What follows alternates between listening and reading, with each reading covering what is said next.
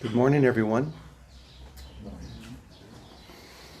Welcome to our Friday Namaste experience. I'm realizing on a pretty deep level that there's great freedom in not knowing or not needing to know. This morning, for the first time since yesterday's session, I woke up feeling that urge to, well, as I said yesterday, be brilliant, or at least to find something to begin with, something to share that would sort of launch us in that direction. And yet in resisting that urge, was able just to relax into the freedom of not knowing, into just being present and not preparing, not thinking that there's anything to share, really. That there's nothing really for me to say that I haven't said already, or that you don't already know. And so I realize that there's great freedom in just relaxing into not knowing.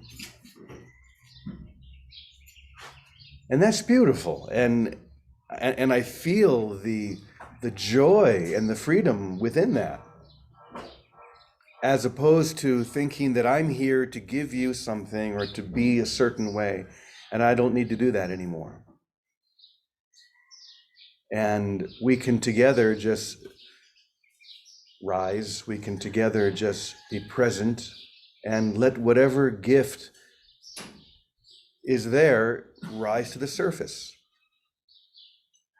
So there's great freedom in relaxing into the not knowing, just showing up. Because that's all we're really called to do, is to show up. I mean, really show up, not show up because, well, the ego doesn't show up at all, does it? The split mind pretends it shows up, but all it really does is hide. So when I say all we need to do is show up, all I'm really saying is all we need to do is love one another. Isn't that the only message that there really is? Isn't that the only thing that needs to be shared? All we need is love, as John Lennon so beautifully put it. All we need is love. And when we are in that love, there's something else that is automatic, an experience that rises on its own. And this is one line. I didn't mean to prepare this, but it kept rising in my mind. So I felt, well, if something is just rising in my mind, especially if it's just a line, then that's a good place to begin. And it was a line that I read yesterday from Paul's letter to the Colossians, where he said, Christ is all and is in all. Now, the funny thing is, this morning I heard Ravi say something similar to that at the breakfast table. Ravi's looking around like, what, me? He said something very similar about God. So we could say that just as easily. God is all and is in all. And it would be the exact same thing. And that's all we need to know. That's how simple this is. Love is in all. We could say it in so many different ways from so many different angles, but it's really the exact same thing. And we can just let it rest there, because when we know this, when we have the experience of that Christhood within us, when we know that the Christ is whole and complete within me because I'm able finally to see the Christ as whole and complete within each one of you. And when I'm in that experience, the words just fall away anyway. So why is there a need to try and come up with anything in advance, even if it's just a paragraph or even a line. Just rest in the freedom of not knowing. And that's what I was feeling this morning as I sat down. There was no need to do anything but that, just to rest. And I realized that that's what we're all called to do. We're all called just to rest in the not knowing. So I'm being inspired to do something else right now that will surprise at least one person here watching. See, I did right before, I wanted to make sure that I didn't mess up that line from Colossians. So I did write it on a little piece of paper. And the piece of paper that I wrote it on, I noticed on the table in the living room, there was a Valentine's Day card.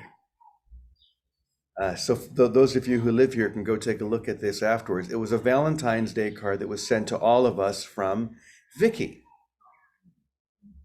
And there's a beautiful card that she made, and there are also, I think, 3 little pieces of paper. And on those pieces of paper, Vicky wrote some beautiful lines. So I'm going to share them. This is just one of the sheets of paper. She wrote at the beginning, some things to remember. So the first one is, my world is a picture of my thinking, always. The world I see is the outpicturing of something that I'm thinking or something that I'm holding in my mind, always, without exception.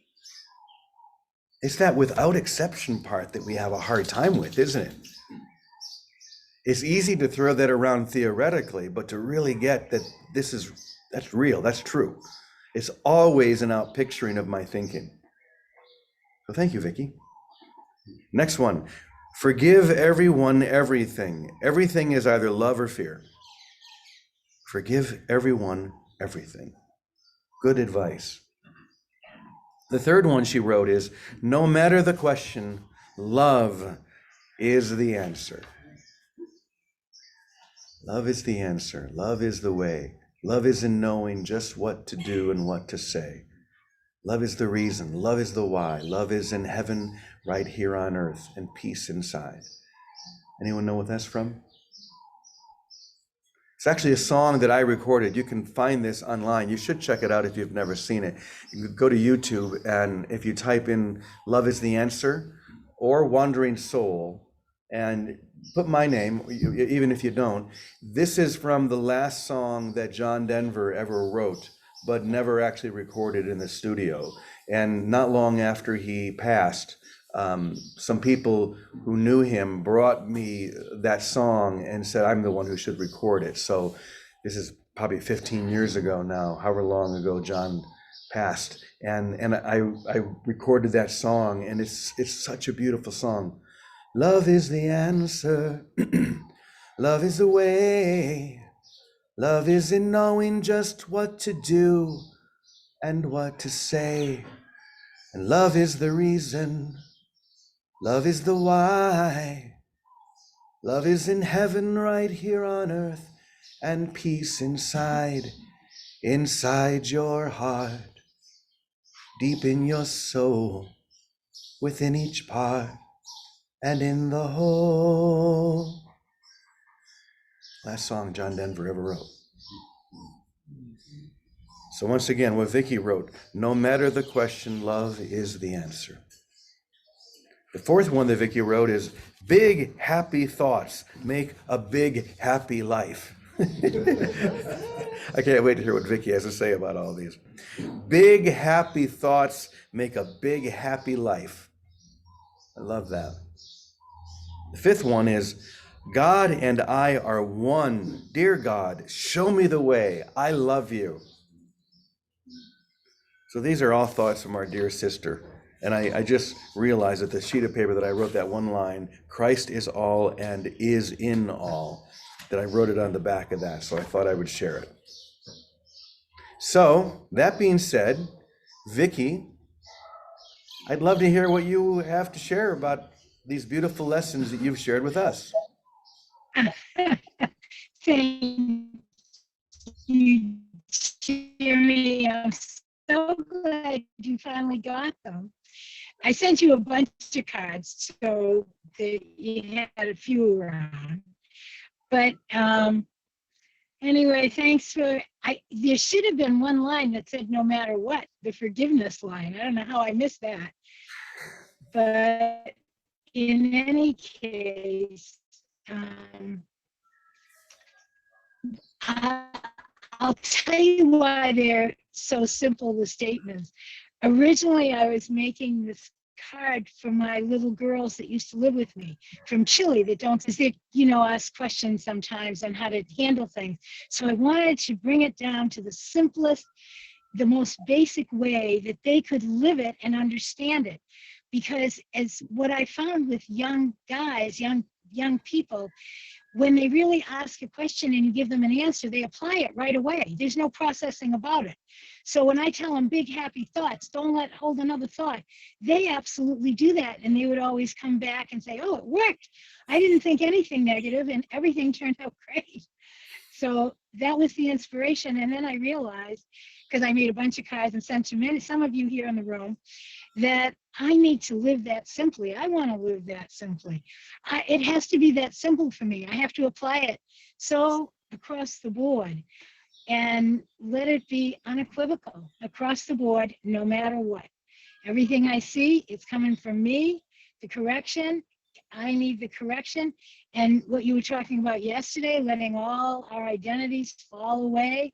Our identities aren't just our own persona, they're in our relationships, the identity we give to this relationship or that relationship, when what we're called to is oneness and brotherhood in all relationships. With ourselves, with our brothers, all the identities are falling away. Everything without exception needs to be responded to with love. That's it. That's it.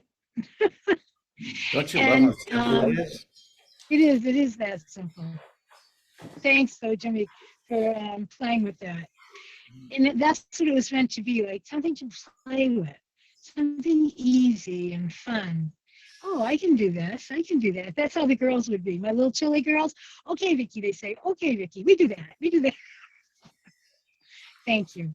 For those of you who don't know, up until very recently, at Vicky's very, very large house in Quincy, Massachusetts, they sort of supported the house by, how many years did you do this? Like 20 years or something? A long time. About that, yeah, about 20 years. Basically turned the house into a dorm for international college students who were coming in from all over the world, going to different universities.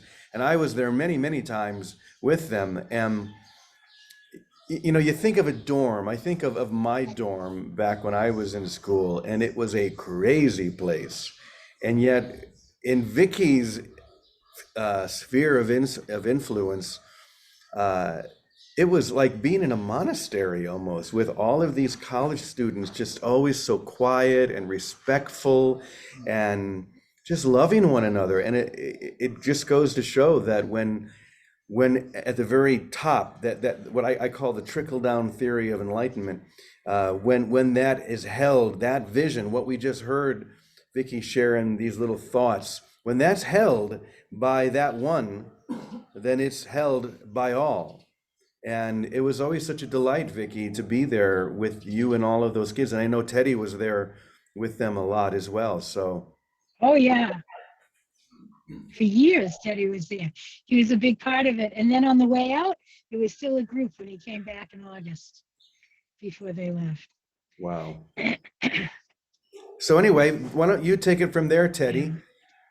Let's hear your simple thoughts around this simple idea. Well, at the moment, I think it's a simple idea that I need to remember myself, actually. Um, Amen. so, For me, not for you. no,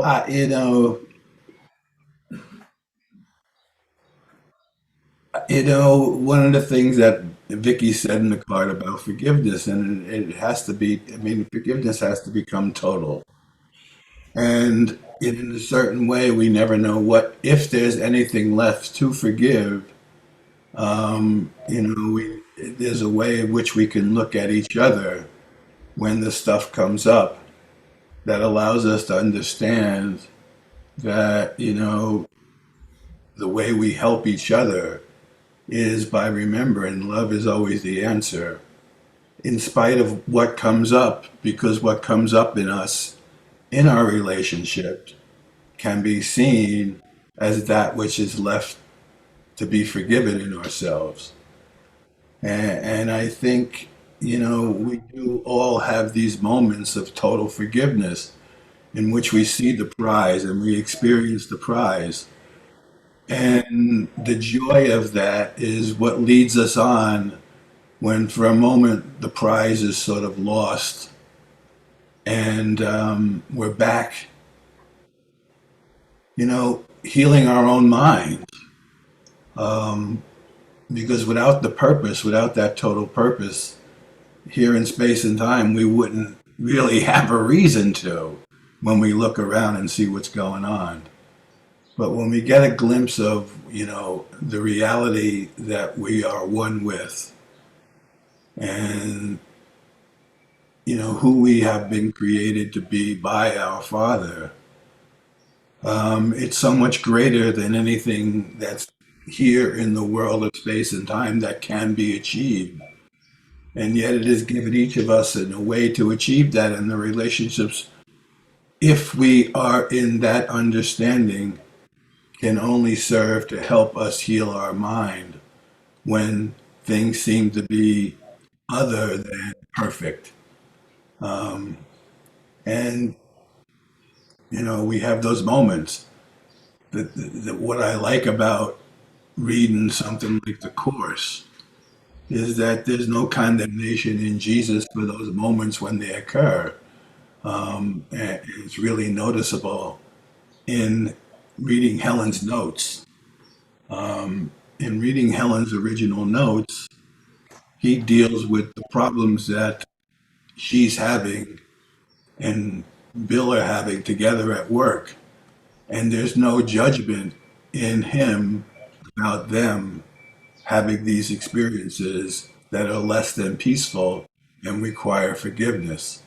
But he does help them to see them in a way in which the forgiveness would help, because there is an ultimate purpose and we're all here to come to understand that purpose and be that to the best of our ability with our brothers, no matter what occurs. So today, I'm just really grateful that you're all here and I'm here with you, um, to be able to join with each other. So thanks all for the love and thanks for the consideration. Thank you, Teddy. You said something at the very beginning that was so simple and yet is everything. And what you said was forgiveness has to be total. Love has to be total to be love. What the split part of our mind tries to do is to portion out, to give love in portions, as opposed to giving love totally or forgiving totally in its totality. That's the escape hatch.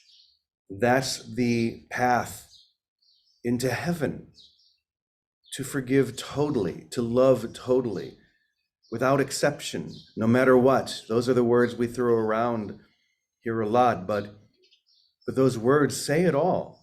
To love no matter what. Christ is all and is in all. These simple lessons are way showers, and if we can keep them simple, if we can keep them as simple as possible, they point right to that door, the door that leads into the heaven that we never really left. So I love when I hear a statement like that. Love or forgiveness has to be total, to be forgiveness or to be love. And the moment, the instant I choose to give love totally is a holy instant, because it's the holy instant of my release. Once again, it's so simple. It seems difficult. It seems like it's going to take us a long time to get there. Let go of that idea. It won't. That's just another concept. That's just another idea that it's going to take a long time for you to get there. Guess what? You're already there. You never left. The quicker you accept that, the easier this is going to be to give love totally. I think that's all we really need now. So